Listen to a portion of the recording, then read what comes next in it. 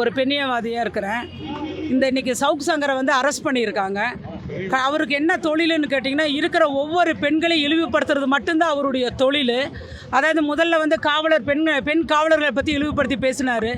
அப்போவே அவர் அரெஸ்ட் பண்ணி உள்ளே வச்சுருந்தா இப்போ உள்ளே இருக்கிற கோர்ட்டுக்குள்ளே இருக்கிற நீதிபதி அவர் பெண் நீதிபதிகளை பற்றி தவறாக பேசுகிறாரு, பெண் ஊழியர்களை பற்றி தவறாக பேசியிருக்காரு. ஒவ்வொரு டைம் அவர் பெண்களை பற்றி தரக்குறைவாக பேசியிருக்காரு. அவர் வீட்டில் பெண்கள் இருக்காங்களா இல்லையான்றது ஒரு டவுட்டாக இருக்குது. அவரை வன்மையாக கண்டிக்கிறோம். இனிமேல் அவரை இன்றைக்கி அரெஸ்ட் பண்ணால் அவரை வெளியவே விடக்கூடாது. இதை நாங்கள் பெண்கள் அனைவரும் சேர்ந்து நாங்கள் வன்மையாக கண்டித்து அவரை இனி கோர்ட்டு நீங்கள் அரெஸ்ட் பண்ணிங்க வெளியவே விடக்கூடாது. இனி எந்த பெண்களை பற்றி பேசுகிறக்கும் அவர் யோசிக்கணும். வெளியே விடாமல் அவர் அரெஸ்ட் பண்ணி உள்ளேயே வைக்கணும். நல்லா கடும் தண்டனை கொடுக்கணும்னு நாங்கள் எல்லாத்துக்கு முன்னாடி கேட்டுக்கொள்ளணும். நாங்கள் அவரை விடக்கூடாது, அவரை வெளியவே விடக்கூடாதுன்ற ஒரே நோக்கத்தில் தான் உள்ளே வந்திருக்கோம். அரெஸ்ட் பண்ணுனா இன்னும் அவருக்கு சரியான தண்டனை கொடுத்து அவர் உள்ளேயே இருக்க வைக்கணும். அவ்வளோ எதிர்ப்பு தெரிவிக்கிறார் சார். அவர் பெண்களை ரொம்ப அசிங்கப்படுத்துகிறாரு. அவர் வீட்டில் பெண்கள் இருக்கார். அவர் ஒரு தாய் வயிற்றிலிருந்து பிறந்தவர் தான். ஏன் இப்படி ஒவ்வொரு டிபார்ட்மெண்ட் வைஸாக பேசிகிட்டு இருக்கிறாரு?